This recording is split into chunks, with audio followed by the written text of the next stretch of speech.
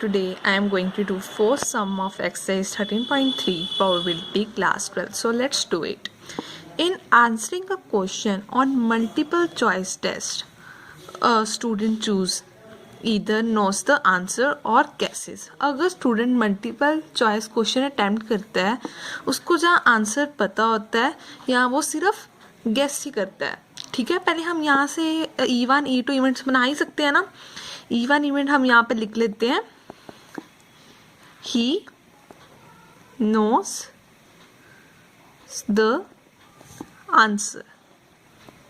ठीक है, और E2 इवेंट ले लेते हैं हम यहाँ पे, he guesses the answer. Base zero में हमने सिर्फ 3 इवेंट्स बनाने होते हैं, E1 E2 और एक जो हमें ऑलरेडी गिवन हो. Let's a 3/4 be the probability that he knows the answer. उसका मतलब हमने probability of E1 क्या दी हुई है हमें, that he knows the answer वाली 3/4. ठीक है, and 1/4 be the probability that he guesses. E2 की probability क्या हमें दी हुई है 1/4. मैं आपको इसमें इसका ट्री डायग्राम ही ड्रॉ करके देती हूँ. उसके नोज द आंसर की प्रोबेबिलिटी क्या है 3/4 और गेसेस द आंसर की प्रोबेबिलिटी क्या है 1/4. ठीक है, मैंने आगे कहा assuming that student who guesses the answer will be correct with probability 1/4. उन्होंने बोला है अगर स्टूडेंट ने गेस किया है और उसका आंसर ठीक हो गया तो उसकी प्रोबेबिलिटी क्या है 1/4. उसने गैस वाली हमारा E2 ही था ना, अगर उसने गैस किया है और उसका आंसर ठीक है उसकी प्रोबेबिलिटी क्या है 1. अगर उसको आंसर पता ही है और उसका आंसर ठीक आ गया है तो उसकी प्रोबेबिलिटी क्या होगी 1 नहीं होगी ना, क्योंकि उसका आंसर गलत होने का कोई चांसेस ही नहीं है. ठीक है, इसलिए उसकी प्रोबेबिलिटी क्या होगी 1 नहीं होगी. ठीक है, आगे पढ़ते हैं हम.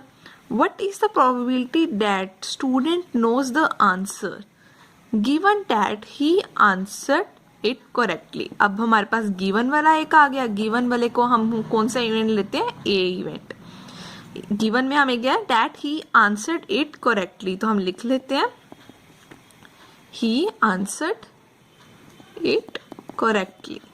तो आपको हमेशा याद रखना पड़ेगा A इवेंट वो होता है जो हमें ऑलरेडी गिवन हो. अब हमने प्रोबेबिलिटी किसी निकालनी, what is the probability that the student knows the answer given that he answered it correctly. इसका मतलब हमने प्रोबेबिलिटी निकालनी, उसे आंसर भी पता था और उसने आंसर ठीक दिया है.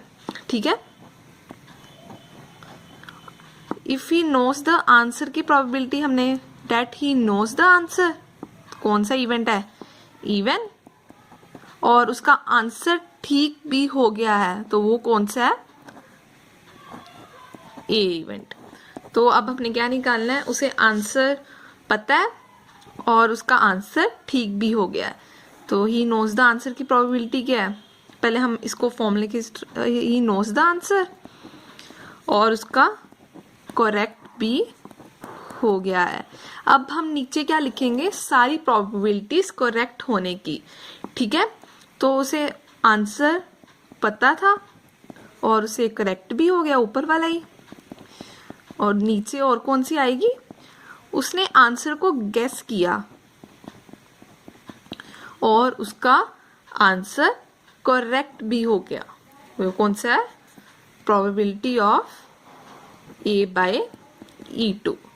अब आप सोच रहे होगे प्रोबेबिलिटी ऑफ E1 ये है, प्रोबेबिलिटी ऑफ E2 ये है, तो प्रोबेबिलिटी ऑफ A/E1 कौन सी होगी, ये वाली. प्रोबेबिलिटी ऑफ A/E1 कौन सी होगी 1. उसे आंसर करेक्ट भी हुआ तो उसका प्रोबेबिलिटी क्या है 1, और उसने गेस किया और उसका आंसर ठीक भी हुआ, उसकी A/E1 क्या है इसमें 1/4. तो अब हम वैल्यूज पुट कर लेते हैं. E1 की वैल्यू क्या थी 3/4 और A/E1 की वैल्यू क्या थी 1, और प्रोबेबिलिटी ऑफ E1 क्या थी हमारे पास 3/4 1 प्लस E2 क्या थी 1/4 और ये A/E2 क्या थी 1/4. 4, तो हम यहाँ पर सॉल्व कर लेते हैं 3/4। 3/4 ये 1/16 आ गया, ठीक है ना। ले लेते हैं 3/4, इसका एलसीएम क्या आएगा 16, तो यहाँ पर क्या आ गया 12 + 1 3/4, 16/13, 4 4 16, तो हमारे पास आंसर क्या आ गया 12/13 इज द आंसर।